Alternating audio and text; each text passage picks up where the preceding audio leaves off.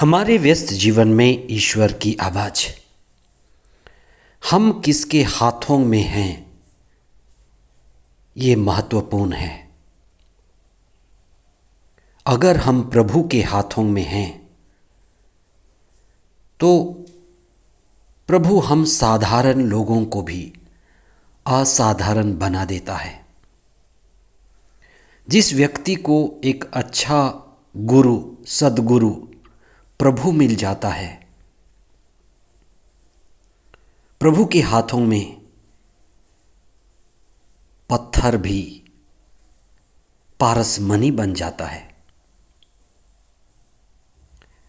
दो साधारण लोग जिनका नाम था सिमियोन, उसे जेलट भी कहते थे, और जुदस जिसे थदेयुस भी कहते थे, ईसा के पीछे हो लिए। ईसा ने प्रार्थना के बाद उन्हें बुलाया था और वे ईसा के 12 शिष्यों में से थे।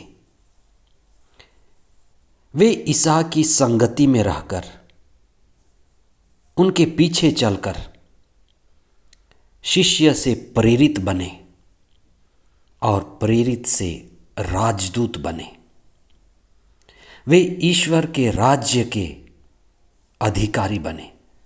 आज हम उनका विशेष पर्व मनाते हैं। 28 अक्टूबर 2025, 30वां सामान्य सप्ताह, मंगलवार। पहला पाठ एफेसियों के नाम संत पौलुस का पत्र, अध्याय 2 पद संख्याएं 19 से 22 तक, और संत लूकस का सुसमाचार, अध्याय 6 पद संख्याएं 12 से 16 तक। बहुत सारे लोग जुदस थदेयुस के पास इसलिए प्रार्थना करते हैं कि कई असंभव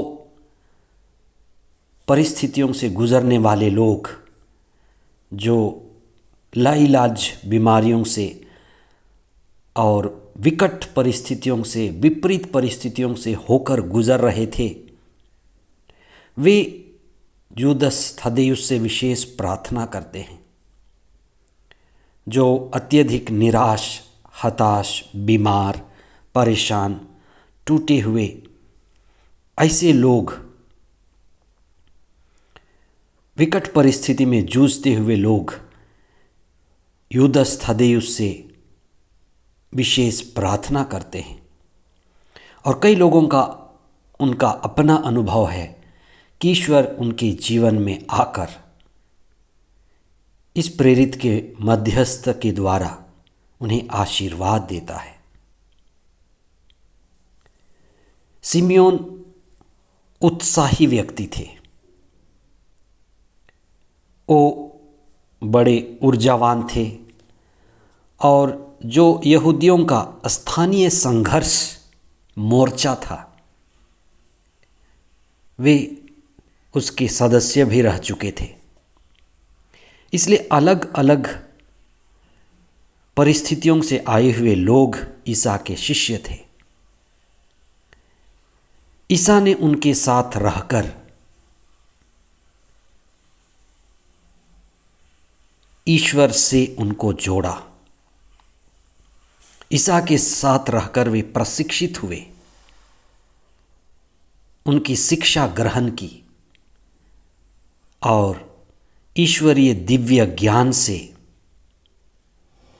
और पवित्र आत्मा द्वारा संचालित होकर, पवित्र आत्मा के अभिषेक पाकर, वे ईसा के कार्य के लिए, ईसा के राज्य के विस्तार के लिए अलग अलग जगह निकल पड़े। उन्होंने पुनर्जीवित ईसा को देखा था, इसीलिए कहा जाता है कि वे ईसा के राज्य के लिए कार्य करते हुए शहीद हो गए।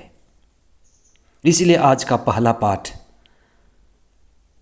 जिसमें कहा गया है कि हम ईश्वर के राज्य के अंश हैं, ईश्वर का राज्य एक भव्य भवन इमारत की तरह है और ईसा मसीह से लेकर प्रेरितगण, नबी सभी उस भवन के अभिन्न अंग हैं। प्रभु यीशु जो इस दुनिया में ईश्वर का राज्य लेकर आए, पवित्र आत्मा लेकर आए, वे ईश्वर के राज्य के मुखिया हैं। इसलिए जब हम आज इन महान प्रेरितों का पर्व मनाते हैं, हम इस विषय पर चिंतन करें कि ईश्वर का राज्य सारे ब्रह्मांड में व्याप्त है।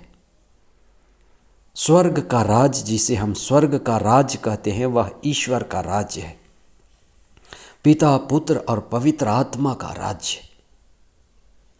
और ईश्वर ने इस धरती को हम मनुष्यों को दिया है।